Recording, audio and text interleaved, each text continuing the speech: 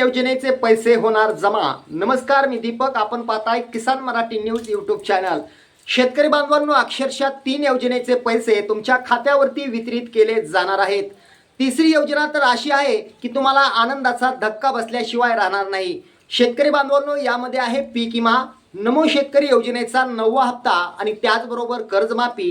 या 3 योजनेचे पैसे तुम्हाला एकाच दिवशी जमा केले जाणार आहेत। असं म्हणलं तरी हरकत नाही की शेतकऱ्यांना अक्षरशः पांडुरंग पावला असं म्हणायला देखील आता हरकत नाहीये, कारण या 3 योजनेचे पैसे थेट तुमच्या आधार लिंक खात्यात जमा केले जाणार आहेत। नेमके कोणत्या तारखेला हे पैसे, म्हणजे या 3 योजनेचे पैसे कोणत्या तारखेला तुमच्या खात्यात जमा केले जाणार ते पाहूया। शेतकरी बांधवांनो, आपण जर बघितलं असेल तर पहिली योजना येते पीक विमा। पीक विमा योजनेच्या माध्यमातून शेतकऱ्यांना जी काही रक्कम आहे, म्हणजे हेक्टरी 17,500 रुपये शेतकऱ्यांना दिली जाणार होती, मात्र बऱ्याच शेतकऱ्यांना ही रक्कम दिली गेलेली नाहीये। याच्यामध्ये सोयाबीन असेल, कापूस असेल किंवा अन्य खरीप पिकांचा पीक विमा असेल, हा शेतकऱ्यांना मिळालेला नाहीये। त्यामुळे शेतकरी अक्षरशः हताश झाले होते, नाराज झाले होते।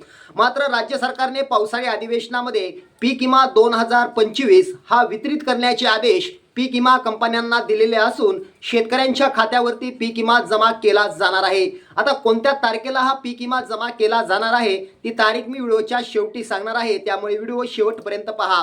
त्याचबरोबर नमो शेतकरी योजनेचा 9वा हप्ता कोणत्या तारखेला जमा होणार ती देखील तारीख मी व्हिडिओच्या शेवटी सांगणार आहे, त्यामुळे व्हिडिओ शेवटपर्यंत पाहायला विसरू नका। आणि महत्त्वाचं म्हणजे कर्जमाफीची जी काही 50,000 रुपये अनुदान आहे ते तुमच्या खात्यावरती कधीपासून येणार आहे, त्याचबरोबर कर्जमाफीचा लाभ कोणत्या तारखेपासून मिळणार आहे ती तारीख देखील मी व्हिडिओच्या शेवटी सांगणार आहे, त्यामुळे व्हिडिओ शेवटपर्यंत पाहायला विसरू नका।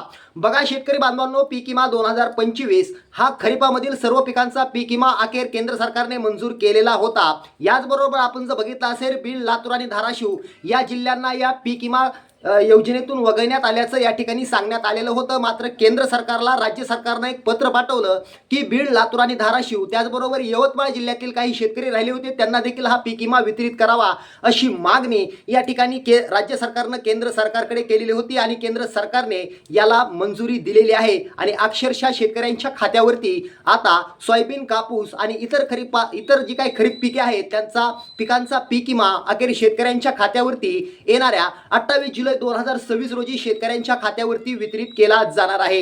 आता शेतकरी बांधवांनो, दुसरी मोठी बातमी म्हणजे कर्जमाफी। या योजनेच्या माध्यमातून शेतकऱ्यांना 2 लाख रुपयांपर्यंत कर्जमाफीची लाभ मिळणार आहे। आणि त्याचबरोबर ज्या शेतकऱ्यांनी नियमित कर्जाची परतफेड केलेली आहे अशा शेतकऱ्यांना थेट 50,000 रुपये अनुदान राज्य सरकार देणार आहे। मात्र शेतकऱ्यांना एकच प्रश्न होता की हे अनुदान आहे, याचे पैसे आमच्या खात्यावरती कोणत्या तारखेला येणार, हा प्रश्न वारंवार शेतकरी बांधव विचारत होते। तर शेतकऱ्यांनो, काळजी करू नका, हे पैसे देखील तुमच्या खात्यावरती येणाऱ्या 28 जुलै 2026 रोजी तुमच्या खात्यावरती कर्जमाफीची रक्कम येणार आहे, त्यामुळे तुम्हाला चिंता करण्याची गरज नाहीये असं या ठिकाणी राज्य सरकारनं म्हटलेलं आहे। आता तिसरी आणि महत्त्वाची योजना ती म्हणजे नमो शेतकरी योजना। नमो शेतकरी योजनेची आपण जर पाहिलं असेल तर शेतकरी बांधवांना फक्त 8 हप्ते दिलेले आहेत। मात्र शेतकरी बांधव 9वा हप्ता कधी मिळणार हा प्रश्न सातत्यानं विचारत आहे, कारण अशातच लाडकी बहीण योजनेचा 23वा हप्ता देखील जमा झालेला आहे। मात्र शेतकऱ्यांचा नमो शेतकरी योजनेचा 9वा हप्ता का जमा झाला नाही असा प्रश्न शेतकऱ्यांमध्ये विचारला जात आहे। तर शेतकरी बांधवांनो, नमो शेतकरी योजनेचा 9वा हप्ता कधी येणार हे देखील मी तुम्हाला सांगतो। नमो शेतकरी योजनेचा 9वा हप्ता येणाऱ्या 28 जुलै 2026 रोजी तुमच्या खात्यावरती वितरित केला जाणार आहे।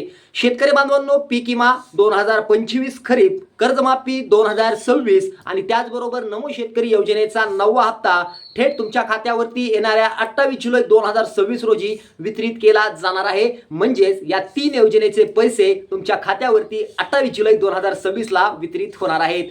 शेतकरी बांधवांनो, असेच व्हिडिओ पाहण्यासाठी आपल्या लाडक्या किसान मराठी न्यूजला सबस्क्राइब करा। पुन्हा भेटूया। जय हिंद, जय महाराष्ट्र।